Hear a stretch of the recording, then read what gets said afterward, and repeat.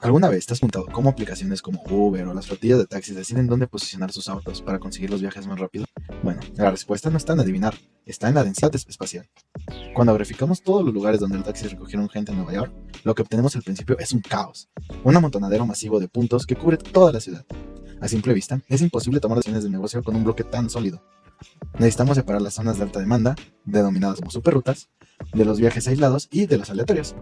Y es aquí donde entra la magia del algoritmo de DBSCAN. Bueno, bienvenidos, yo soy Derek y en este video les voy a explicar el funcionamiento de DBSCAN en un análisis geoespacial del tráfico de Nueva York. Antes de ir al ejercicio práctico, hay que definir qué es DBSCAN. Bueno, DBSCAN significa agrupamiento espacial basado en la densidad de aplicaciones con ruido. Para entender cómo funciona, olvídense de las matemáticas por un segundo y vamos a imaginarnos un paisaje topográfico lleno de montañas y valles. Cada punto en nuestro mapa es un puñado de tierra. Donde hay muchos taxis concentrados se forman grandes montañas y donde hay pocos se forman valles. Bueno, DBSCAN funciona como una inundación. Empieza a subir el nivel del agua en el mapa y toda la tierra suelta y los valles quedan bajo el agua y se consideran como ruido o anomalías. Lo único que queda sobresaliendo es la superficie, las cimas de las montañas. Esos son nuestros clústeres. DBSCAN encuentra los picos de actividad sin importar qué forma tengan. Y bueno, algo importante también a considerar son los parámetros y su escalamiento de DBSCAN. Para controlar esta inundación, DBSCAN nos pide dos parámetros clave. Epsilon, que es nuestro radio de búsqueda. Básicamente decimos, ¿sabes qué? Revisa 50 metros a la redonda. Y en cuanto al segundo hiperparámetro que va a recibir, es el min samples, que en español es el mínimo de muestras. Y bueno, es la cantidad de taxis que deben estar dentro de ese radio de Epsilon para que se considere una montaña, o no solo un montículo de tierra. Y otra duda crucial que sale con DBSCAN es, ¿se necesitan escalar los datos? Y la respuesta es que, obvio, sí. Si trabajamos con latitud y longitud pura sin escalar, el algoritmo se confunde por la curvatura de la Tierra y las diferentes magnitudes de los ejes. Si no escalamos o usamos una métrica especial como la distancia hertziana, el algoritmo dibujará óvalos deformes en lugar de círculos perfectos, arruinando nuestra agrupación. Y bueno, el mayor problema al que nos enfrentamos en la gráfica es que si elegimos un radio muy grande, el agua baja demasiado. Entonces, ¿qué pasa? Las montañas se conectan por pequeños puentes de tierra. El algoritmo termina uniendo el centro de la ciudad con los suburbios y entrega un solo clúster masivo. En pocas palabras, se confunde el algoritmo y en vez de detectar varios clústeres, llega a detectar solo uno o agrupar varios. Y también cuenta el ruido. O igual que llega a pasar si les ponemos ya sea muchos muestras mínimas y un radio muy corto y también un mínimo de muestras corto, lo que va a pasar es que va a encontrar demasiados clústeres y eso va a hacer que también cuente el ruido como clústeres y es lo que debemos de evitar. Este es el mayor problema para DBSCAN. Es muy sensible a sus hiperparámetros. Y bueno, DBSCAN es el único algoritmo de este tipo, ¿no? Su mayor competidor es K-means, o bueno, el más famoso también. ¿Por qué no usamos el clásico K-means en el ejemplo anterior de los taxis? Bueno, muy sencillo. K-means es un algoritmo muy cuadrado. Asume que todos los grupos son esferas pitas y fuerza a todos los puntos que pertenezcan a un grupo. En un mapa urbano, esto es un desastre. Las calles tienen formas alargadas e irregulares. Y otra cosa importante a considerar es que K-means no detecta el ruido. Sí o sí pone a todos los datos dentro de un clúster. Entonces, si en el caso de los taxis de Nueva York, si tenemos un punto donde quizá una persona solo llegó a pedir un taxi porque se le hizo tarde o simplemente pasó algo y lo tuvo que pedir en ese momento y no es un lugar recurrente donde la gente pide taxis, lo que va a pasar es que va a detectar ese ruido como una zona de interés, cuando en sí es simplemente ruido. No es un lugar donde casi siempre se pide un taxi, simplemente se llegó a pedir un taxi ahí. Y bueno, otro punto a considerar en DBSCAN es cuántos clústeres y cuánto ruido es aceptable. Bueno, en un escenario de movilidad urbana, como el que vamos a presentar, tener entre un 15% y un 30% de ruido es completamente normal y deseable. Significa que el algoritmo está filtrando con éxito esos viajes esporádicos o aleatorios que no le sirven a una empresa de taxis para planear su estrategia, como les mencionaba antes. K-means no le interesa y aún así los toma en cuenta. Y en cuanto a los clusters, bueno, no buscamos tener 100 micropuntitos, ni un solo bloque gigante. Un buen modelo de DBSCAN en una ciudad debería de tener al menos de 5 a 20 clusters. Estos deben ser robustos que puedan representar los polos de actividades reales, como un centro financiero, un aeropuerto, zonas de bares, cines, entretenimiento en general. Como ya antes mencionado, vamos a ver la densidad geográfica de los datos de los taxis en Nueva York. Bueno, como objetivo general, planteamos esto: aplicar el algoritmo de DBSCAN para identificar zonas de alta densidad de recogida de taxis en la ciudad de Nueva York, utilizando datos reales obtenidos de Internet y analizar el efecto de sus parámetros principales. El objetivo específico que vamos a ver en esta práctica es descargar y preparar un dataset real de movilidad urbana, aplicar DBSCAN a datos espaciales, analizar clústeres y ruido, interpretar resultados en un contexto urbano real y, bueno, Esos son nuestros objetivos específicos que vamos a buscar hacer en esta práctica. Como parte 1, tenemos que descargar los datos. Vamos a ingresar al portal de Nueva York TLC y descargar un archivo mensual de Yellow Taxi Trip Records y identificar nuestras variables de latitud y longitud, denominadas aquí como pickup latitude y pickup longitude. Y bueno, esto puede cambiar en versiones más actuales, ya lo veremos ahorita después de descargar el dataset. Y bueno, aquí está justamente la página oficial para ir directamente y descargar los datos. Vamos a ingresar al portal, que aquí está justamente el link. Y recordemos, vamos a buscar este, así que vamos a copiar este nombre de Yellow Taxi Records y vamos a acceder. Accedemos justamente al portal y buscamos el dataset, o bueno, los datos que queremos descargar. En el caso nos van a salir estos resultados, van a darle el primer resultado. Y aquí les voy a explicar un poquito más sobre el dataset, cómo este se recolecta y todo un poquito más, igual que su diccionario y todo. Lo que nos interesa a nosotros es justamente la parte de abajo. Como recuerdan, nos menciona descargar un mes del año. Y esto por si vemos aquí diferentes años, al desplegar un año, nos van a salir todos los datasets que tiene ese año, pero por mes. En este caso nos vamos a enfocar solo en Yellow Taxi Trip Records. En este caso ya no lo descargo porque ya lo tengo, pero en su caso de ustedes que lo quisieran hacer, simplemente es darle clic aquí y automáticamente se les descarga. Y ojo, esto no se descarga como un punto CSV, esto se descarga como un punto .parquet, que es otro tipo de archivo que no hay ningún problema, porque Pandas lo puede dejar. Esto lo veremos en la continuación, en el siguiente paso de la práctica. Bueno, regresando a la práctica, una vez descargado nuestro dataset, lo que vamos a hacer es cargar y filtrar el dataset, como nuestra parte 2. Y bueno, vamos a cargarlo usando Pandas y seleccionando únicamente la latitud y la longitud. Y nuestro último paso de la parte 2 va a ser eliminar los valores nulos o fuera de rango. Y bueno, como primer punto, lo que tenemos que hacer es importar Pandas. Posterior a eso, ya crear nuestra variable, en este caso que siempre es dataframe o df, y vamos a cargarle justamente nuestro dataframe, que es como si fuera a cargar un CSV normal, con llamando a pd, y en vez de un punto read, pero en vez de CSV, pues ponemos el tipo de archivo que es Spark. Y aquí en medio va a ir nuestra ruta. En este caso yo lo subí a mi drive y esta es mi ruta. En su caso esto puede cambiar, ya sea que lo tengan de manera local o igual en su drive. Aquí únicamente lo que tienen que hacer es reemplazar mi ruta por la suya. Y ya, aquí lo leemos y lo guardamos. Y para darles una idea de lo que les decía, que son demasiados datos, pues justamente con esta línea es como lo podemos ver, de cuántos datos llegan a ser. Igual te puede llegar a tardar a veces algo en cargar los datos porque son demasiados. Y ven, aquí tan solo son al menos 4.181.444 registros y 20 dimensiones. O sea, es demasiados datos. Un caos total, como había dicho al inicio. Y recordemos que con CAD podemos ver los primeros 5 registros de nuestro dataset. Ojo, aquí nosotros podemos irle cambiando. Podemos cambiar si queremos ver los primeros 10 o 20, depende de lo que queramos. Ahora sí que por automático, si lo ponemos así, solo son los primeros 5. Pero nosotros podemos visualizar los que queramos. Igual si queremos ver los últimos, simplemente es con tail. Igual si no ponemos parámetro, solo van a ver 5. Y aquí confirmamos el tamaño de nuestro dataset. Y bueno, después de esto, lo que vamos a hacer es localizar nuestras variables o columnas a utilizar, que en este caso son la latitud y longitud, que están denominadas de esta manera. Y aquí se pueden ver, son estas dos. Aquí las imprimimos primero, las visualizamos y vemos que son las que queremos y que también están completas. Y lo que después vamos a hacer es justamente trabajarlas, donde vamos a crear un nuevo data frame y poner justamente únicamente que te contenga nuestras columnas de interés. Y con esta línea de acá es para eliminar los nulos, si es que llegas a tener. Y ya, únicamente aquí es como para visualizar nuestro nuevo data frame y que realmente solo tengamos dos columnas. Y esta parte de aquí es justamente para verificar si tenemos nulos. Si por ejemplo solo llegamos a poner nuestro data frame y la función isNull, lo que nos va a regresar es nuestro data frame en forma booleana, donde nos va a decir si existe un nulo. Si no existe es falso, si existe es true. Y bueno, con la suma lo que hacemos es justamente retornar todos los que sean verdaderos, porque estamos poniendo aquí si son verdaderos, ¿no? Y como podemos ver, hay cero nulos. Y bueno, ahora lo que vamos a hacer es realmente ver cómo se ve nuestro dataset. Recordemos que tiene 4 millones de datos. ¿Cómo realmente podemos verlo? Y de esta manera lo vamos a hacer así. Importamos Matplotlib para graficar. Y ojo, igual aquí puede tardar cierto tiempo por lo mismo de la cantidad de los datos. Con este bloque de código vamos a justamente imprimir cómo se ve nuestro dataset graficando longitud contra latitud. Recuerden que estamos utilizando justamente solo 2 dimensiones. Y bueno, como siguiente paso lo que vamos a hacer es justamente fraccionar nuestro dataset, porque como ustedes pueden ver, ni nosotros visualmente podemos apreciar los clusters que hay, los clusters que tenemos, y esto después puede ser también un problema para DBScan al momento de querer hacer o juntar los clusters o los puntos de interés mediante los epsilons, porque va a encontrar demasiados clusters en este caso, porque casi todos van a cumplir el mínimo de muestra. Entonces lo que vamos a hacer es fraccionar nuestro dataset. ¿Cómo lo vamos a hacer? De la siguiente manera. Primero vamos a imprimir el tamaño original, que ya lo vimos que eran 4 millones, ¿no?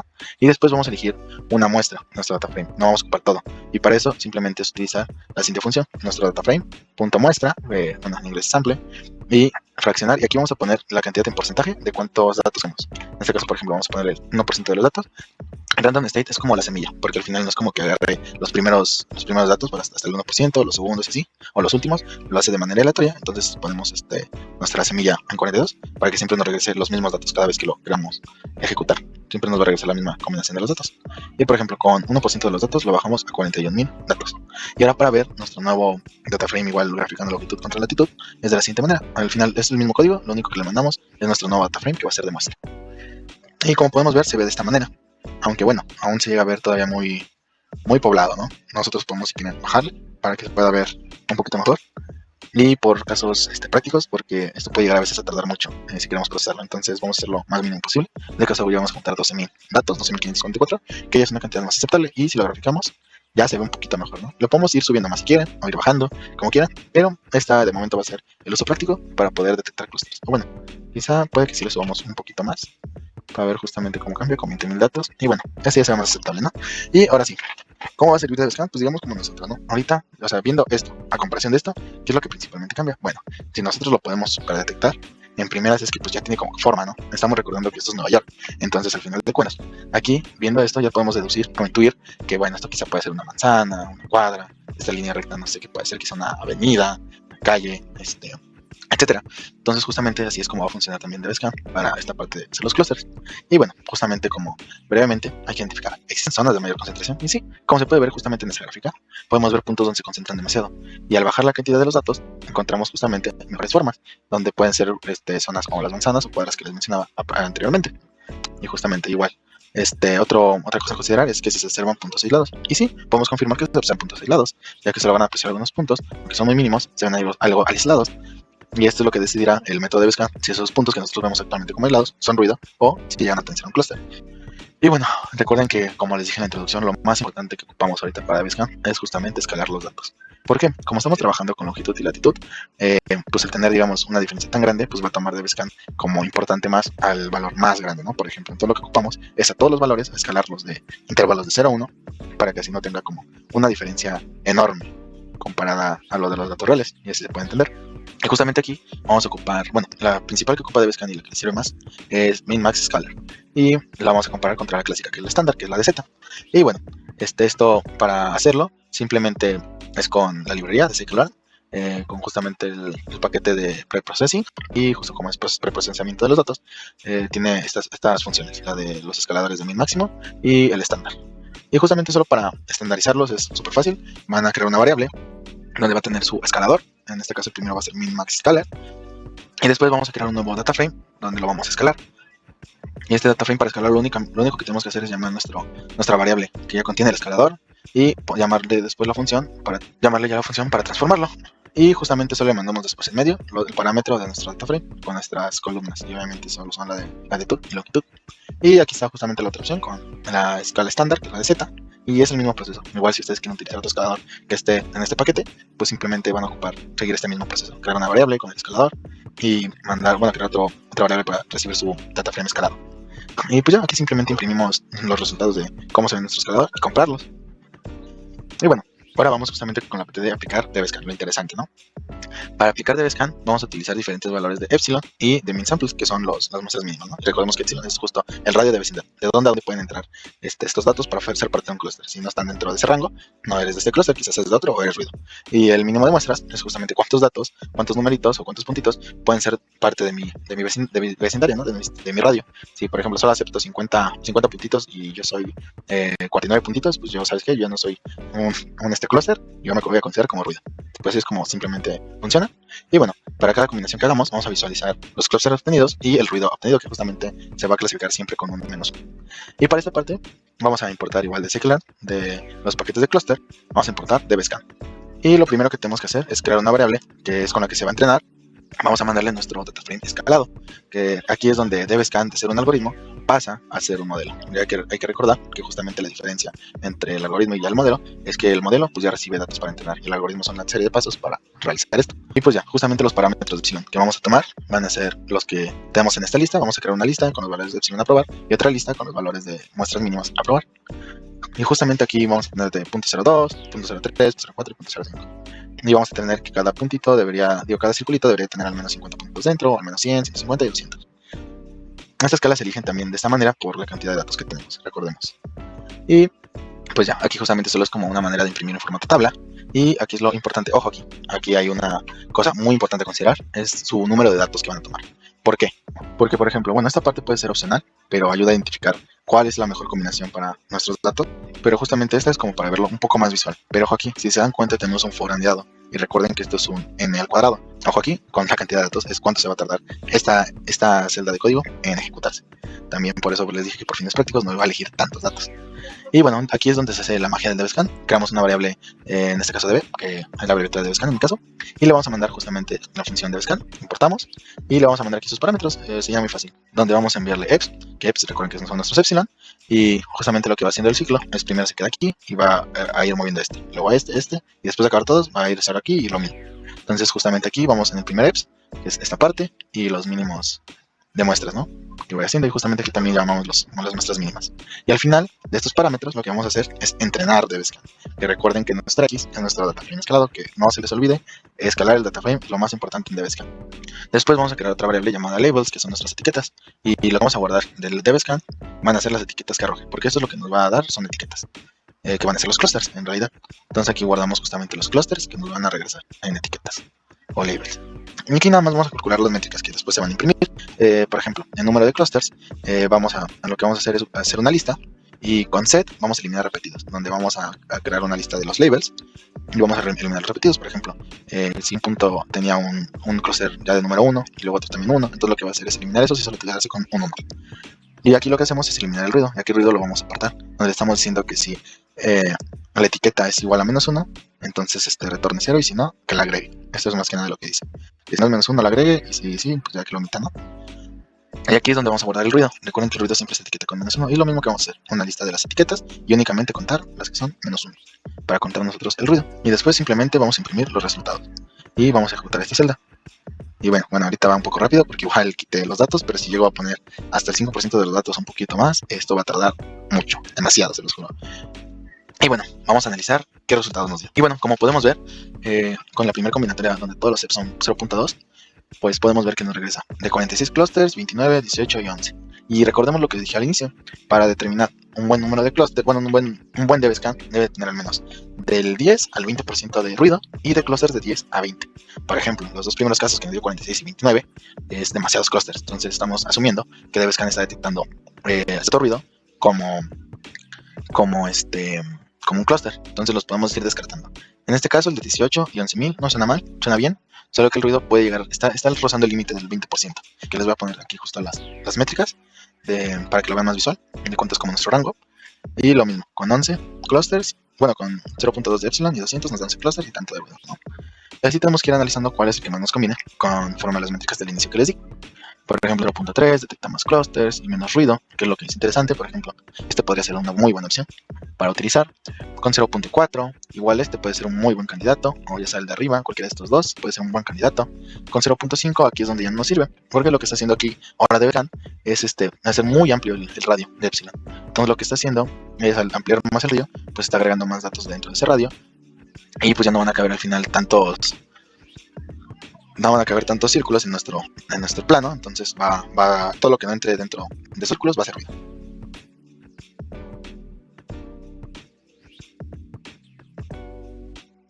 Lo va a detectar como ruido, entonces solo va a generar muy pocos clusters, que es lo que estamos teniendo como resultado, que está generando 3, 5, 9 y 6. Y bueno, en este caso, nuestros posibles candidatos, como mencioné hace rato, por lo ideal pueden ser mejor los de 0.4 epsilons y 150 o 200 muestras. El de 3 también lo podemos considerar, pero por cuestión de ruido, el que mejor se adapta son estos. Pero si quieren, ustedes pueden después ir iterando o probando cómo se ven distintos. Si quieren, primero lo hago con este ahí y después vemos las otras dos opciones que decía, ¿no? Y bueno, ahora justamente para graficar nuestros conjuntos y nuestros clusters que nos regresó dbScan, vamos a hacer esto. Vamos a nuestro data frame escalado, lo vamos a transformar. Y justamente después vamos a entrenar DevScan. Aquí otra vez solo se importa DevScan y Seaborn para ver las gráficas, ¿no? Y pues ya, aquí es donde se entrena DevScan. Aquí vamos a mandar los parámetros que nosotros ya determinamos. En este caso dijimos que 0.4 y 200. Entonces, lo que vamos a hacer es 0.4, 200. Aquí lo entrenamos y recuerden, lo entrenamos con nuestro dataset. Después, lo que vamos a hacer es a nuestro dataset final, guardarle las etiquetas. Vamos a crear una nueva columna donde vamos a guardar nuestras etiquetas. Y únicamente ya lo que vamos a hacer es otro dataset donde vamos a filtrar el ruido. Esto para casos prácticos. Esto es el primer opcional. Yo quiero primero mostrarles cómo se ven nuestras agrupaciones y después cómo se ven ya con ruido. Y aquí justamente solo para editarlo y el título, ¿no? En este caso que lo cambiamos a 4. Y se ejecuta igual. Esto, cuánto se va a tardar en ejecutar, depende de cuántos datos hayan guardado. Va a marcar los 16 clusters que encontró DevScan. Y si lo pueden ver, aquí fue como los fue seccionando. Y los fue pintando y aquí es donde se pone nuestros clusters encontrados. Por ejemplo, si hubiéramos cambiado de 0.4, de la otra opción que era los 150, este se va a ver un poco distinto, ya que el de 150 nos arrojaba solo 14 clusters. Y si lo podemos ver, a grupo distinto. Cosa que, por ejemplo, aquí que tenemos terrenos que no había marcado como zonas de interés, ahora sí son zonas de interés, otros los mezcló, y así. Y por ejemplo, si lo hacemos con justamente el de 3, 0.3 y 200, se va a ver igual otra cosa completamente distinta, más que nada porque 0.3 y 200 tiene 15 clusters. Entonces vamos a ver igual 15 clusters, algo similar como el primero, pero con más ruido. Y justamente hace los mismos 15 clusters, bueno, hace 15 clusters, perdón, uno menos que la opción que yo pienso tomar como la ideal, pero si se dan cuenta hay mucho vacío. Entonces todo eso vacío que detectó DevScan hay ruido. Y entonces, si quieren dejamos este ejemplo para recordar un poco lo de las montañas. Imaginemos que justamente así ya está nuestro valle, ¿no? Lo inundamos. Entonces, ¿cómo se va a ver nuestras montañitas que van a hacer esto? Ahorita se los voy a mostrar con ruido para que se pueda interpretar un poco este concepto del agua. Y bueno, para ver un poquito el concepto del agua, es justamente de esta manera. Igual esto puede llegar a tardar, depende de los datos. Y aquí lo único que vamos a hacer es imprimir lo anterior, pero con ruido. En vez de que solo quitamos justamente esta parte de aquí para filtrarlo y lo imprimimos. Y bueno, como podemos ver, es como les mencionaba, como si andáramos un valle y solo quedaran nuestras montañitas, ¿no? Pues bueno, aquí se ven justo las copas de nuestras montañas, que eso es donde están los datos más acumulados. Justo aquí están nuestros 14 clústeres. Si se dan cuenta, justamente el ruido simula como esto azul que es el agua. Y ustedes lo pueden ver. Igual esto va a cambiar si le cambiamos nuestros parámetros. Por ejemplo, con el ideal que había yo presentado, que era de 0.4 y 200, que se dan 16 clusters, si no me recuerdo más el ruido. Justo es este, pues se va a ver ahora de esta manera. Y aquí, justamente considerando todo esto como ruido. Obviamente es hacer una combinatoria, pruebas, y ustedes ver. Y recordemos, al final de cuentas, DevScan es súper sensible a parámetros. Quizá aquí puede haber otro clúster, pero por los parámetros de epsilon que consideramos, el ruido, los datos, tan solo fraccionados, puede que no los detecte. Entonces recuerden, eso es mucho a considerar. Y por último les voy a mostrar la comparativa contra Camins. Justamente lo mismo, el mismo dataset, los mismos datos, pero ahora realizado con Camins. Y bueno, lo que vemos aquí principalmente es que Camins llegó a detectar 18 clusters. 18 clusters. Y recuerden, lo que hace Camins es tomar en cuenta todos los datos. Por ejemplo, en este clúster de acá, que bueno, es como fuerte o morado. Si se dan cuenta, marcó todo esto como una zona de interés. Y si se dan cuenta, estos puntos ya están muy alejados a lo que marcó el como centroide. Entonces puede ser que esto sea ruido, pero él considera como punto de interés. Entonces este es el gran problema de Camins, no sabe identificar realmente el ruido. Puede que aquí sí haya una zona de interés por este cúmulo de datos, pero pues ya aquí realmente no sabe dónde llega, ¿no? Igual aquí como el amarillo, estos puntos ya están muy alejados, quizás puede haber sido otro clúster chiquito, o simplemente es ruido. Y justamente esta es la gran diferencia entre Camins y DevScan. Espero que les haya gustado el ejemplo práctico. Ahora vamos con las conclusiones. Como conclusión a la práctica que vimos anteriormente, pues justamente estos clusters que detectó DevScan, pues pueden ser zonas de interés como antes mencionadas, que pueden ser, no sé, un teatro, un banco, un aeropuerto, cosas así. Eso es lo que nos ayuda DevScan cuando no tenemos realmente idea de nuestro plano. DevScan nos ayuda a ver la posible distribución de ese plano.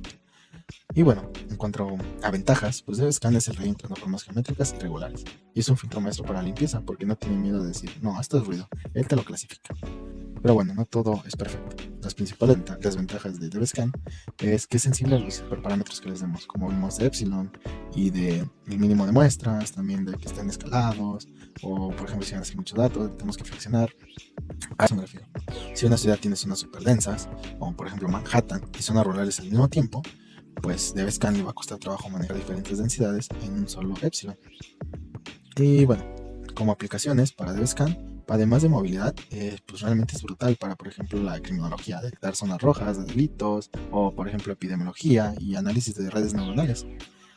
Pero bueno, si a ustedes les sigue interesando este mundo del aprendizaje no supervisado y del clustering, pues como siguiente paso, después de que DevScan aprendieran todo sobre DevScan, y vieran cómo sufre cuando hay diferentes densidades, pues el próximo algoritmo natural a aprender es uno llamado HDBSCAN, el cual evoluciona este modelo para encontrar clústeres en zonas de alta y baja densidad simultáneamente, sin pedir o depender de un epsilon fijo, cosa que DBSCAN no lo puede hacer. Pero bueno, gracias por su atención, espero que con esta breve explicación y ejemplo práctico puedan ya dominar DBSCAN. Muchas gracias.